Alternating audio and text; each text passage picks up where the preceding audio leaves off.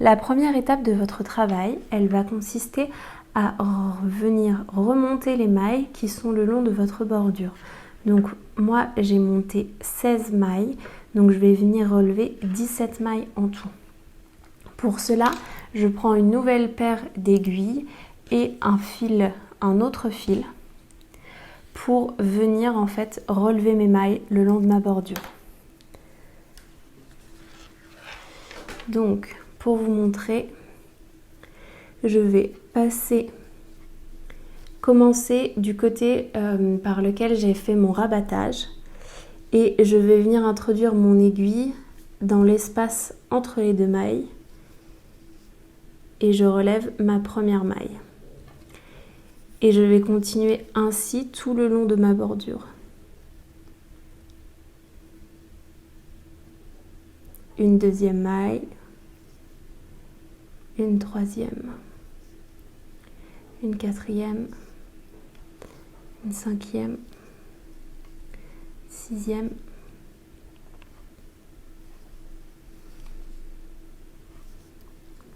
le but entre chaque maille relevée, c'est de laisser cet espace ici d'une maille à chaque fois.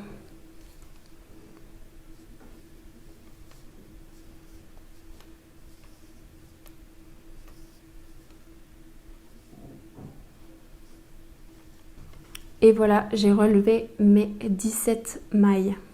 Une fois que vous avez relevé vos mailles, vous allez venir transférer les mailles que vous avez mis en attente sur votre deuxième aiguille. Une fois que votre transfert de mailles est effectué, vous allez donc avoir vos deux aiguilles qui sont perpendiculaires l'une à l'autre et on va venir tricoter ces mailles ici. Donc une fois que j'ai mis en place mes aiguilles, je vais venir tricoter ainsi. Donc je tricote la première maille de ma bordure en jersey double, je tire bien pour être sûre d'avoir une belle jonction. Ensuite, je vais venir glisser la maille suivante, tricoter celle ensuite, glisser, tricoter et glisser. Donc là, j'ai commencé à travailler ma bordure en jersey double. Je vais venir retourner mon travail pour pouvoir tricoter sur l'envers. Ici, je vais continuer à travailler ma bordure comme les mailles se présentent. Donc, je tricote la première, je glisse la suivante, je tricote, je glisse et je tricote. Donc jusqu'ici, pas de changement par rapport à ce que vous aviez l'habitude de faire. Le changement, il va intervenir maintenant. Donc il va falloir en fait glisser les deux mailles suivantes ensemble, c'est-à-dire glisser la dernière maille de la bordure, mais également la première maille que vous avez relevée. Je glisse et je passe mon fil autour.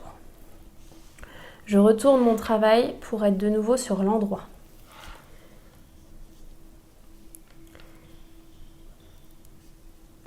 Donc me voici sur l'endroit.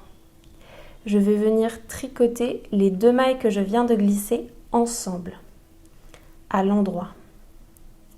Puis je glisse ma maille suivante, je tricote, je glisse, je tricote et je glisse.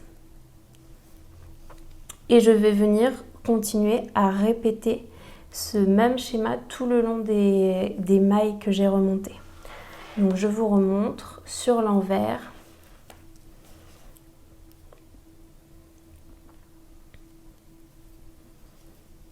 Je commence par tricoter ma première maille, la glisser, tricoter, glisser, tricoter. Et là, je glisse les deux mailles ensemble et je passe mon fil. Je retourne mon travail.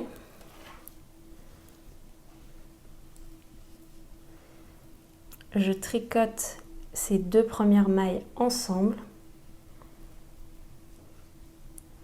Puis je glisse, je tricote, je glisse, je tricote et je glisse. Et ainsi, je vais commencer à faire ma bordure le long de ces mailles-ci. Alors, j'ai fini de travailler toutes les mailles que j'avais relevées. J'ai fini par un rang envers Et donc du coup là je suis de nouveau sur l'endroit de mon travail. Je me situe face aux mailles que j'avais rabattues. Et du coup je vais venir transférer sur 2 aiguilles auxiliaires toutes mes mailles en droit sur une aiguille et toutes mes mailles glissées sur une deuxième aiguille. Je vous montre. Donc je glisse la première et la deuxième sur des aiguilles qui sont différentes. Et je répète la même chose jusqu'à être arrivée à la fin de mes mailles, de mes 6 mailles.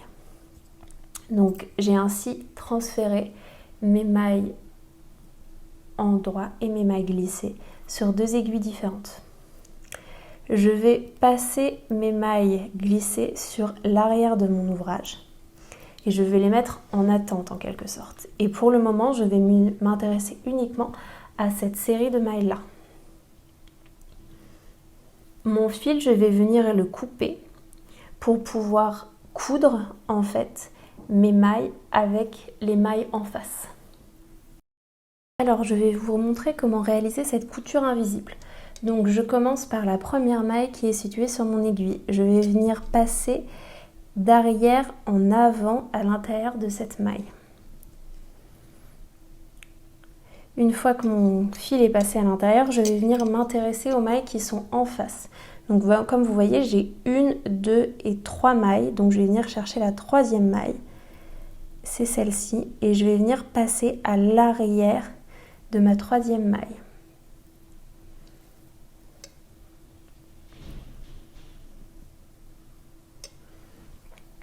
Une fois que ceci est fait, je vais venir re-rentrer à l'intérieur de ma première maille,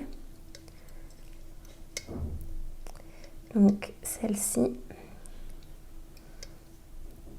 et je vais rentrer d'avant en arrière. Et là, je peux lâcher cette maille. Donc voici la première maille en couture invisible. Je vais recommencer l'opération avec la maille qui se situe juste à côté. Donc je passe d'arrière en avant. Je vais chercher la maille qui se situe en face, donc celle-ci, et je vais passer à l'arrière.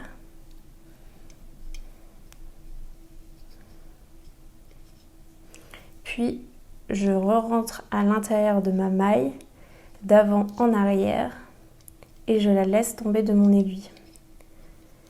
Et je finis par ma troisième maille, donc toujours la même chose, d'arrière en avant.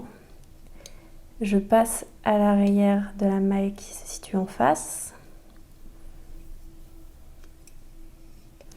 Et je re-rentre à l'intérieur de ma maille. Donc là, j'ai pu réaliser la couture invisible sur la partie avant. Et maintenant, je vais venir retourner mon travail pour faire la même chose de l'autre côté. Donc me voici sur l'arrière de mon travail. Je me retrouve dans une configuration identique à l'avant. Et je vais venir répéter la même chose que ce qu'on a fait sur l'avant. Donc je commence par ma première maille et je vais venir la chercher toujours d'arrière en avant.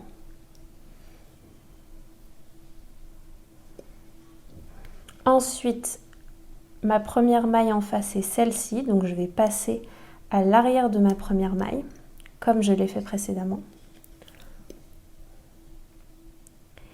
Et je vais finir par revenir dans ma première maille d'endroit à l'envers. Donc ainsi. Et je continue sur la maille suivante. D'arrière dans un endroit. Je passe sur l'arrière. Donc essayez de choisir la même hauteur au niveau de la maille.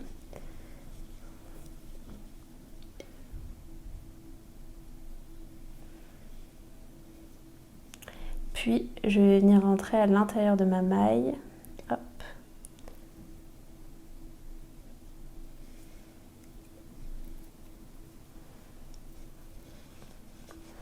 N'hésitez pas à tirer un petit peu pour bien repositionner les mailles. Et je vais faire la même chose dans ma dernière maille. Donc d'arrière en avant. je passe à l'arrière de ma maille et je finis comme une maille en droit. Hop là. Et voilà, ainsi j'ai fini la bordure invisible, le raccord de la bordure sur l'arrière. Voilà ce que ça donne. Et voilà donc notre ouvrage une fois que la jonction de la bordure en jersey double est réalisée.